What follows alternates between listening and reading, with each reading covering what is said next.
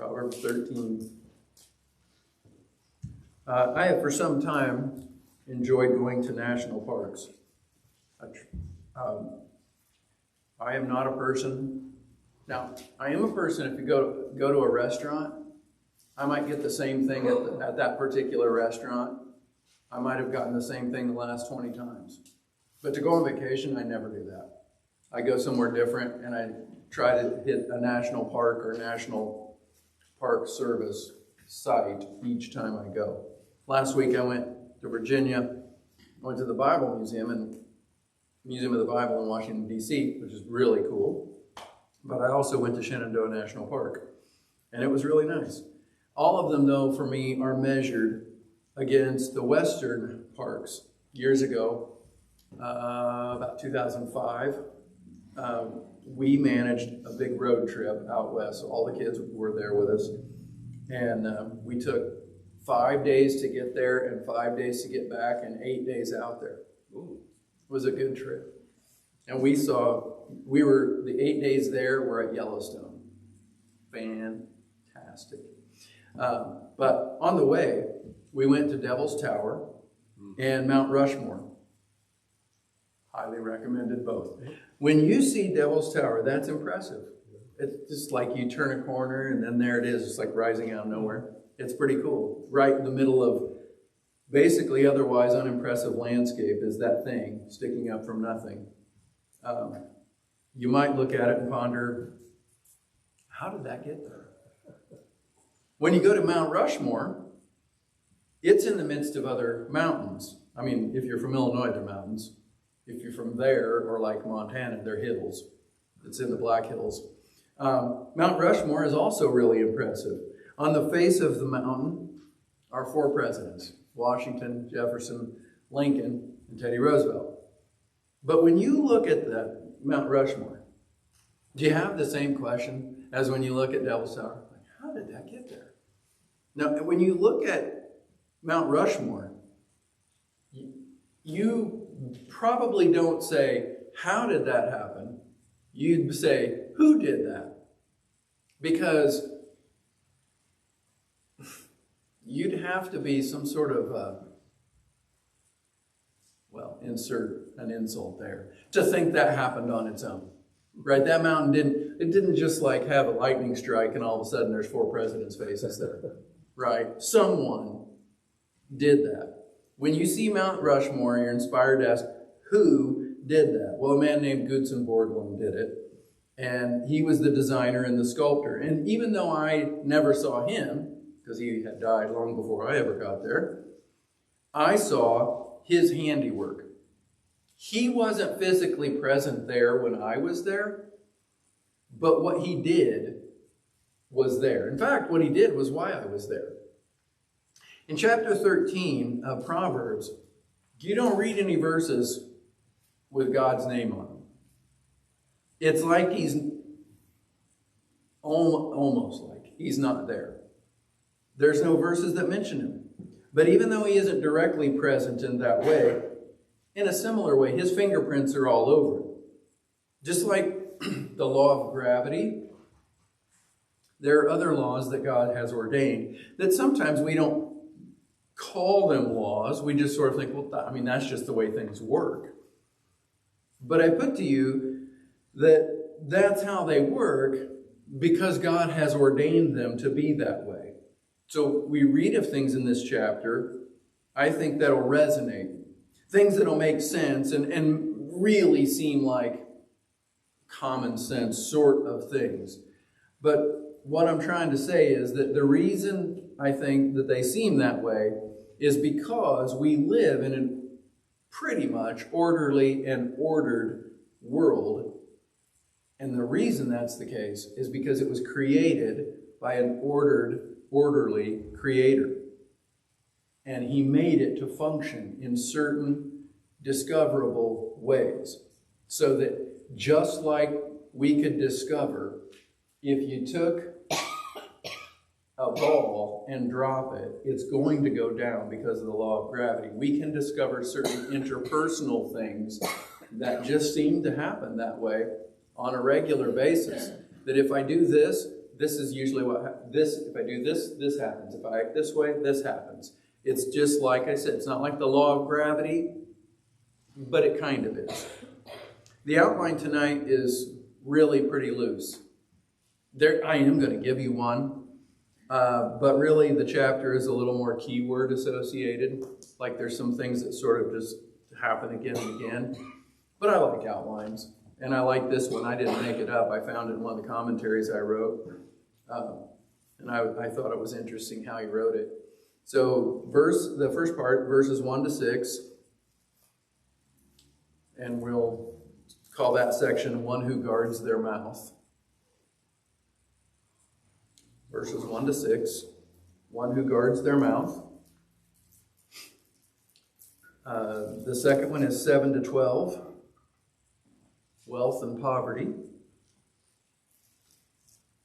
Wealth and poverty. Verses 13 to 18 is the third section. This is the least creative of the titles. Words and some backup. Words and some backup. And the last one, verses 18 to 25, this is the most creative title of these four. Food and folly, or dim sum and dimwits.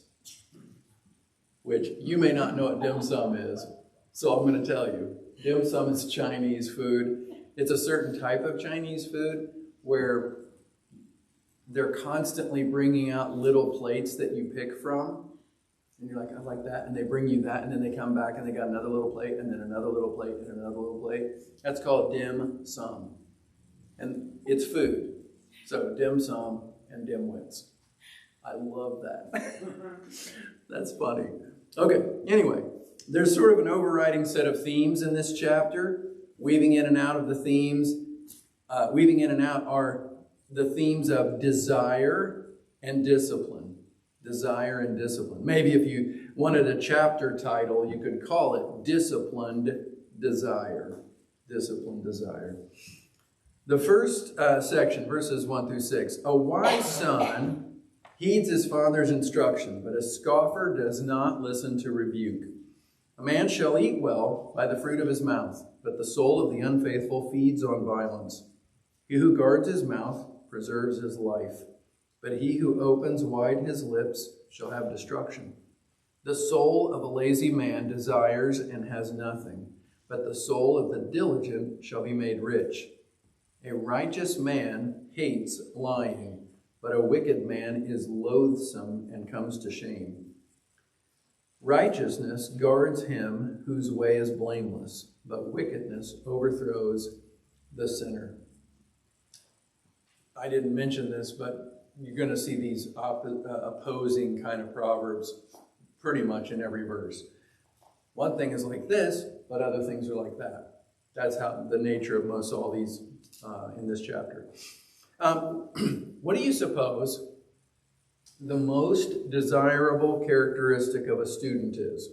Or put it this way, I used to direct bands. Okay?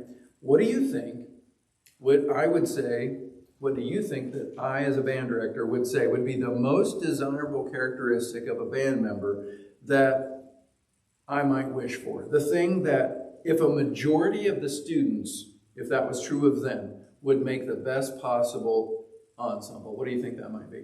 Desire to learn. Desire to learn. Yes. Not talent. Give me a group of kids with subpar talent and a desire to learn every single day. And you'll have a better group. I put to you that verse 1 gives us the answer. The student that is teachable is the model student. Not knowledge or ability in excess. I was at Taylorville for 20 years.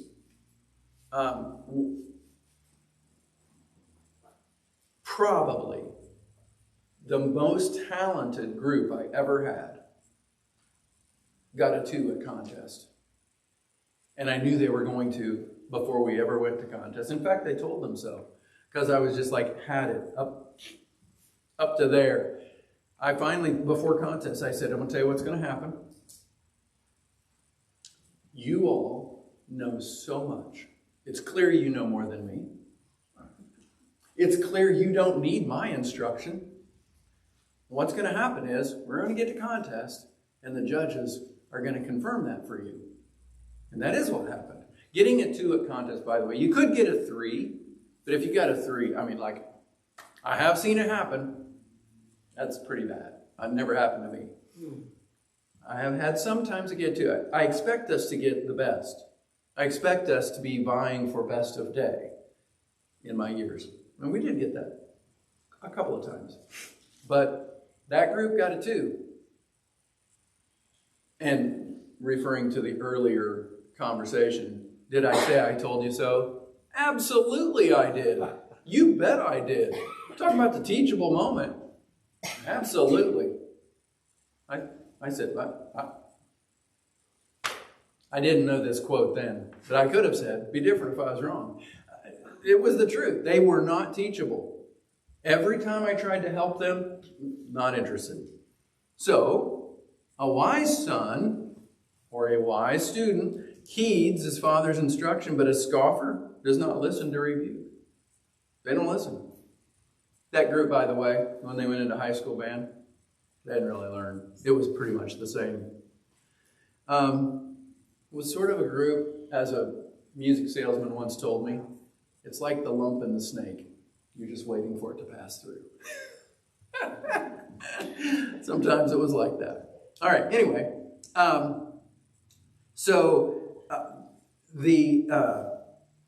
This can happen, outside of schools for sure.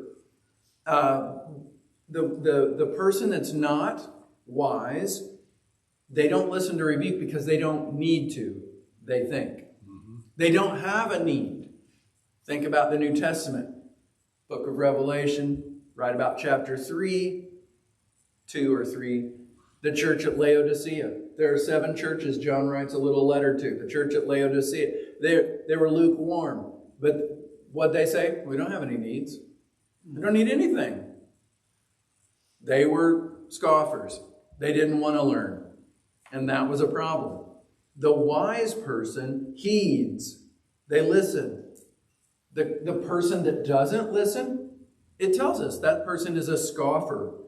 In the gospel accounts, we see again and again groups of people that this description of scoffers would relate to, that it would be applicable to. The chief priests, the Pharisees, the Sanhedrin, the scribes. All these groups that oppose Jesus, scoffers. In the truest sense of the word. All of these groups that were seen by the common Israelite as the very repositories of wisdom. Those guys, they're the wise ones. We should listen to them. We're impressed with what they look like and what they sound like. They were the ones that liked to be dressed in their robes and had the big phylacteries, and everything was extra with them because they wanted to make an impression.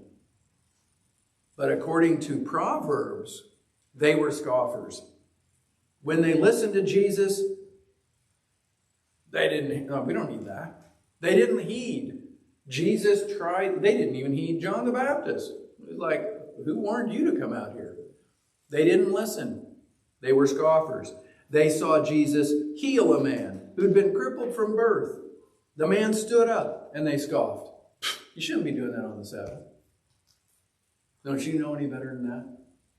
I mean, I think it's only because it was Jesus that the reaction to that was, okay, well, look, let's do this. Let me just touch you. Boom. Now you, Mr. Pharisee, are crippled. Now you, scoffer, why don't you let us watch you heal him. In fact, we can all wait till tomorrow when you can heal him. That'd be great.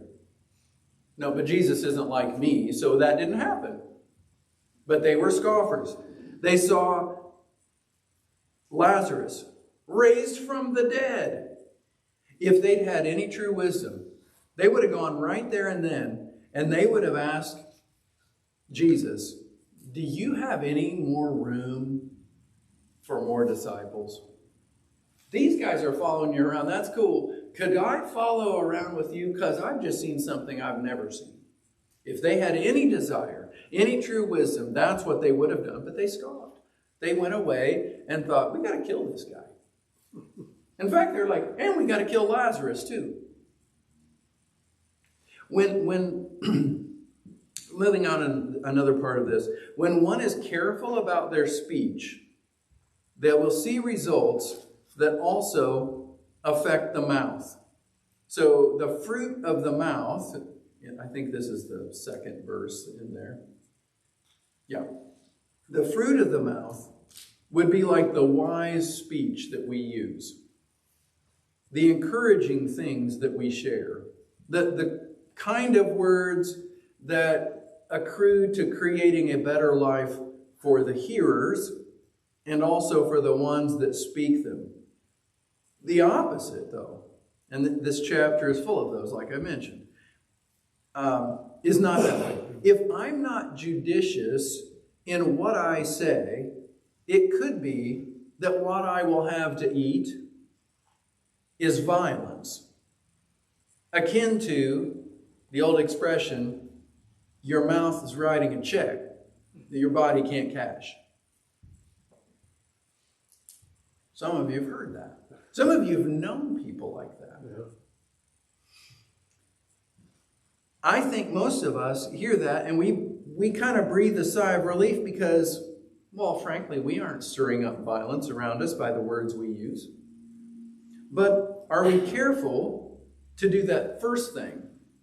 Are we purposefully trying to bring peace and goodness to other people by what we say and by what we don't say? I used to talk to my students about what I called considering compliments. Considering compliments are not really compliments. Considering compliment, and of course I had to explain to him every time, just like I'm going to have to explain to you what I meant. What I'd say to him is, okay, so what I mean is this. We play a concert, and we get done, and your mom says to you, that was pretty good, honey. I mean, considering you're only in 8th grade. That was pretty good, considering you've only had like a month since the last performance. A considering compliment is not a compliment. It's a participation trophy. It's, I don't want to say you're bad. I mean, that would be rude. So I'll say you're bad in different words. That's a considering compliment. Sometimes we don't have to say those things. It's possible when someone says that, they're declaring both their ignorance of the situation and a complete lack of social graces. I had a teacher friend that second part applied to, a complete lack of social graces. Because he didn't, I guess, he never considered the fact that if I'm the band director of those kids, I sort of have, it's personal to me. They're not my children, but it is personal to me. If they're terrible, that makes me look bad. It's like I don't know what I'm doing. And so we'd have a concert, and he would make those considering sorts of statements. Or he'd just come right out and say, yeah, that one kid was no good. That was like, I had one very good.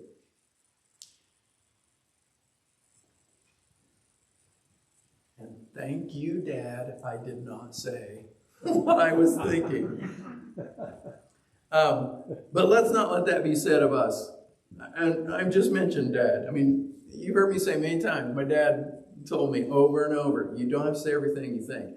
I try never to forget that. And I put to you that because I keep that at the forefront of my mind and because I remind myself of it so often, I rarely say even a fraction of what I think.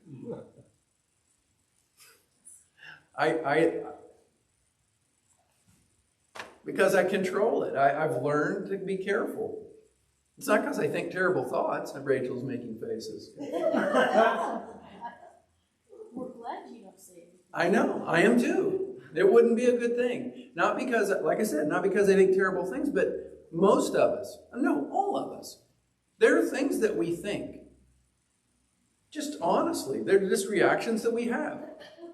Well, good for you. No one needs to know. Well, I didn't mean anything by it. Well, you shouldn't have said it. Because once you say a thing, you can't unsay it. You know what that is. You've had people say those things. You've had people that you like, people that you love, that say things, and then you're like, would have been okay, just to not have said that. That'd be okay. That's what I'm saying. That's what that verse, I think, is getting at. That a man shall eat well by the fruit of his mouth, but the soul of the unfaithful feeds on violence. He who guards his mouth preserves his life, but he who opens wide his lips shall have destruction. Another thing I've told kids many times. You keep talking long enough, you'll say something stupid. That is my... Well, you know where the batteries are? It's not going to be for long. They're in that drawer. In the desk. Okay, the next part, 7 through 12. There is one who makes himself rich, yet has nothing. One who makes himself poor, yet has great riches. The ransom of a man's life is his riches, but the poor does not hear rebuke. The light of the righteous rejoices, but the lamp of the wicked will be put out. I need 2, Rachel. By pride comes nothing but strife, but with the well-advised is wisdom. Wealth gained by dishonesty will be diminished, but he who gathers by labor will increase. Hope deferred makes the heart sick, but when the desire comes, it is a tree of life. So the first... One second.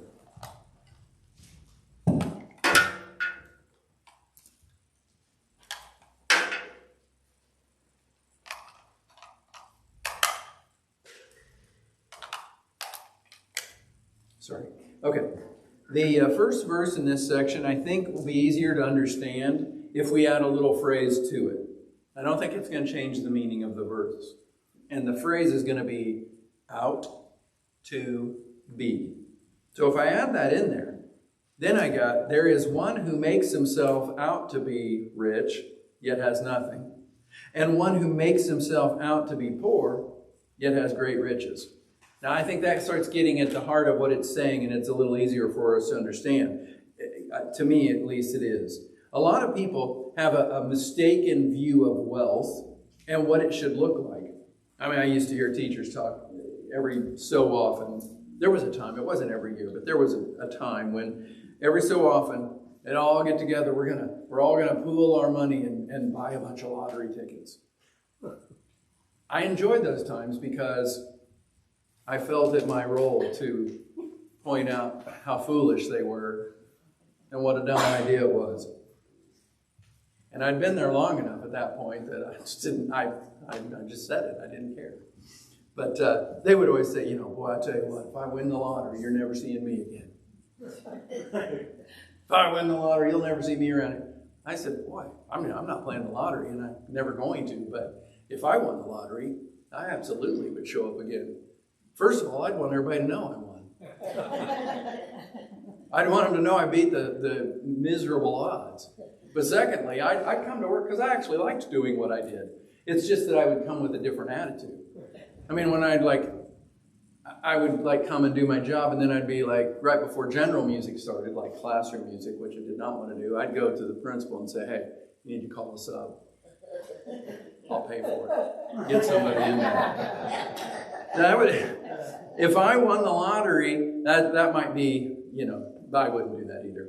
But a lot of people have the idea that, the vast wealth is where it's at. That'd be a great thing. I actually looked this up. Statistics in America show that almost 1/3 of lottery winners go bankrupt within the first 3 to 5 years. By far more than average Americans. In other words, math is math. That means statistically you are more likely to go bankrupt if you win the lottery. Because for some people, They think being rich means spending lavish amounts of money on visible things. Some people without money think that too. So they buy things they can't afford to put up a good front. And so they're always broke. They're always in debt. They're always one payment away. You hear, it's a tragedy in America. People are one paycheck away from, well, yeah, but look at the way they live. You don't have to do all those things, but they're trying to live a certain way that is more than what they've got. They're putting up a good front. They're poor, but they're making themselves out to be rich. Whereas a lot of this is also a statistic you can find, a lot of millionaires, I don't know about billionaires, maybe, but a lot of millionaires, their neighbors don't know they're rich because they don't live like it. They're rich, but they make themselves out to be poor, in a way.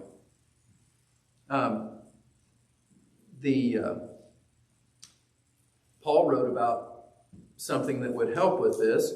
He said, godliness with contentment is great gain. You can see that in 1 Timothy 6. Verse 10 in this section should remind us of that first section. By pride comes nothing but strife. This kind of pride, not the satisfaction of a job well done or the pleasant feeling when we accomplish a goal. Those kinds of pride are fine. I mean, I think we should take pride in our work, for example. Or if that sort of phraseology bothers you, we should do work that a person could be proud of. It's the same thing, but it might make you feel better to say it that way. But this pride is the real kind, the kind that we shouldn't have, the sinful kind. The kind that says, I don't need advice from you. I'm sure you've encountered people at work or other places that would never ask for help, never listen for advice. There's strife in that sort of an attitude. There's just trouble. And poor work, really, also. Wisdom comes to the well-advised. Again, being teachable. If you're well-advised, it means you either sought out instruction, you sought out wisdom, you sought out advice, and listened, or somebody came alongside and you said, hey, I know you didn't ask, but I've got some advice for you, and you listened to that. Some people recoil at any of that. Wait a minute, unsought for advice, that's the worst kind. Yeah, I get that, but a wise person listens and then decides. Verse 12 is a great memory verse for parents or grandparents. Hope deferred makes the heart sick. Don't promise a bunch of stuff that you don't come through with. Kids can't remember their locker combination. They can't remember that they're supposed to take the trash out on Tuesday. I did, by the way. They can't remember all sorts of things like that. But they remember, you said we could have pudding. You said we were going to have. They do. Because it's built, that was important to them when you said it, and it's a hopeful thing. All right, next section. Verse 13, he who despises the word will be destroyed, but he who fears the commandment will be rewarded. The law of the wise is a fountain of life, to turn one away from the snares of death. Good understanding gains favor, but the way of the unfaithful is hard. Every prudent man acts with knowledge, but a fool lays open his folly. A wicked messenger falls into trouble, but a faithful ambassador brings health. Poverty and shame will come to him who disdains correction, but he who regards a rebuke will be honored. John Goldingay is one of the commentators I read regularly, and he wrote this about this little section of verses. This sequence's point is then to reaffirm that attending to wise teaching gives life and earns honor, while ignoring it is death-dealing and demonstrates stupidity. Verse 13 is another retelling of the recurring idea of being teachable. How would this verse strike us if we made one small change? The verse is, this first part, he who despises the word will be destroyed. What if you changed the W in word to a capital? He who despises the word will be destroyed. The capital W word, that would be Jesus, wouldn't it? That seems like that could be it's not New Testament, but it seems to work. The law of the wise is a way of saying their way, the rule book for them of life. But we should remember that wise people are wise because they have discovered wisdom, not because they created it. They're not wise because they made it up. They're wise because they discovered pre-existing wisdom. Remember, we live in an orderly world that God has made to work certain ways. Wise people have discovered it, even if, and there are some earthly occasions of this, there are people that are wise that are not yet Christians. If they are, it is because they have discovered wisdom that they might not know is God's wisdom, but it is. Whenever someone wants, for their funeral, whenever they want played My Way, like by Frank Sinatra, that should make a Christian sad. My way just means, well, I ignored the wisdom that was laid before me, and I went my own direction. The way of the unfaithful is hard. If ignoring God's wisdom doesn't make this life difficult, be assured that it will make the next one unbearable. Verse 17 gives us a contrary view to the idea that my life is my own and my choices affect nobody else. A lot of people think that. Our actions do have effects on others, an effect on others. A messenger, it talks about there, a messenger in those days is really important. It's an important job because you've got like a ruler in one area. He can't text. He can't call. He can't write a letter that isn't hand-delivered. He has to have a messenger. And the messenger is really important. He has to be reliable to deliver the news exactly as the ruler wants it delivered. Someone has to physically deliver the words of the ruler. The messenger is important. This guy knows that when the messenger appears in another ruler's court, he's representing the king or the ruler that sent him. It's like he is in lieu of the actual guy. A faithful messenger brings health or healing. Two kingdoms are having a dispute. One king decides to extend an olive branch to the other one, a play of peace, but he does it in the form of a messenger. What if the messenger gets there and on the way he thought to himself, this isn't necessary. We were not wrong. My king was not wrong when he did what he did, so I'm going to change the message. Well, that's going to cause problems, isn't it? I think the king should just tell this guy off, so I'll just do it for him. Well, that gets us the first half of that verse, where there's just problems there. Again, that was verse 17. A wicked messenger falls into trouble. All right, last section. A desire accomplished is sweet to the soul, but it is an abomination to fools to depart from evil. He who walks with wise men will be wise, but the companion of fools will be destroyed. Evil pursues sinners, but to the righteous good shall be repaid. A good man leaves an inheritance to his children's children, but the wealth of the sinner is stored up for the righteous. Much food is in the fallow ground of the poor, and for lack of justice there's waste. He who spares his rod hates his son, but he who loves him disciplines him promptly. The righteous eats to the satisfying of his soul, but the stomach of the wicked shall be in want. We mentioned some time ago that Proverbs, as a wisdom book, takes a pretty optimistic view of life. Verse 22 is an example of that, where a good man leaves inheritance to his children's children, that bit. It's not a command. There are plenty of good men that don't leave an inheritance to grandkids. My paternal grandfather, my dad's dad, never knew him. He left me nothing. My maternal grandfather, who I did know in my growing up years, he also left me nothing. Now, before anyone corrects me with some spiritual admonition, I'm ahead of you. My grandpa did teach my dad. And my dad then taught me. So I was the beneficiary of that, for sure. And my pawpaw, the grandfather I did know, left a legacy of churchmanship that I treasure. Those are important things. They're real and they're true. But that's not what this verse is talking about. This verse is talking about money. Okay, so the optimistic view of that is balanced by the pessimistic view of the next verse, 23, where the poor are often victims of injustice. Because a lot of times the powerful use and abuse the poor. I suppose the message to us is that we need to be aware of situations and help where we can and make sure we're not a part of those wrong situations. And verse 24 is a popular verse. He who spares his rod hates his son, but he loves him, disciplines him promptly.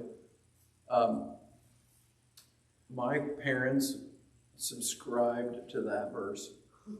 I can assure you my parents did not hate me. And one of the evidences is they did not spare the rod with me. Although for my father, the rod looked a lot like a belt. And for my mother, the rod looked a lot like a rubber spatula. The point was received either way. For our family, the rod was a rod. I would go buy 4-foot dowel rods at the hardware store and cut them into 3 pieces. And I'd buy 3 or 4 of those 4-footers at a time and cut a bunch of them up, and I'd put them up on the door jambs in every room. So they were just there. There weren't a lot of switchings going on. But a 1/4-inch dowel rod is thinner than a pencil. Nobody ever got hurt with that. It's not about getting hurt. It's about getting attention. It gets your attention. It's thin enough that it, like, even if you have your pants on, you're like, whoa, you know that happened. So, it just works. But I'm not going to go on about that. People that say that doesn't work, I guess we're just going to have to disagree. I think it does work. This chapter is talked about desires. It's important to note that desires are not wrong of themselves. Desires are actually God-given. God made us to work. A lot of people don't realize that. That's a good desire. We want to earn a living. We want to work. We want to be productive. We want to earn a living. But if we take it too far, that desire can become greed or like a workaholic kind of thing. God gave us a sexual desire. And the context for it is He gave it to us in a marriage between a man and a woman. But you don't have to look too far in our world to see what happens when that sexual desire becomes its own god. It's not good. We have been given a desire for food. You let that get out of control and you suffer ill health and poor physique. The answer is not to squelch all desire and to say, oh, that's wrong. We need to live this ascetic Spartan life where we tamp down all desire. No, that's not the way we need to live. We just have to keep desires in the proper place. I once had a principal who I thought was a good principal. I appreciated this principal quite a lot. But, on the other hand, every year on the last day of school, and when the last day of school, for someone like me, there are no kids there. The kids are the second to last day of school for a teacher. So the last day of school is just teachers. On the last day of school, with this principal, you could count on a meeting. And you could count on the meeting lasting about 2 hours. And you could count on that meeting being a beat-down session of how hard it's going to be next year. We got to be ready because, man, some changes are coming. And it's like, and you're like all ready to go on the last day of school. And you're like, yay! And then you walk out and you're like, why did I pick this job? It was just a bummer. But then that principal retired and I got a new principal. That principal's last day of school came along and we had a meeting, but the meeting lasted less than a half an hour. And the meeting, most of that time, was taken up by a slideshow showing pictures of us through the year doing things that we were supposed to be doing, having a good time, smiling, laughing, playing, enjoying life, and having a good time watching that slideshow. And then at the end of it, the principal said something like, he wasn't empowered to tell us we could leave. That would have been a superintendent's role. But he'd say, you can go hang out now. Go enjoy the fruits of your labors. He would say that pretty much every year. There'd been a time for work, And we were supposed to work, and he expected that. There'd been a desire to take it easy when we were supposed to be working. But he found the way to keep that all balanced and in order. I don't have to tell you which way of those two scenarios I enjoyed better. It's okay to enjoy the desire for good things. God gave us some desires for some of those things and some others that I didn't mention. He gave those to us, and it's okay in the proper context and in the proper order, because God created an orderly world, because he's an orderly God. Well, let's have a word of prayer, and we'll be on our way. Father, thank you for your word to us tonight. Thank you for the message that we hear here. We can come back to this. We could study the same chapter week after week and probably find new material there all the time. But thank you for the richness of your scripture. Be with us as we go our way. Again, Lord, we just pray for Kathy right now, and Glenn and Rebecca and those that love her and are taking care of her. Give her a good evening and a good night's sleep. In Jesus' name, amen. Right.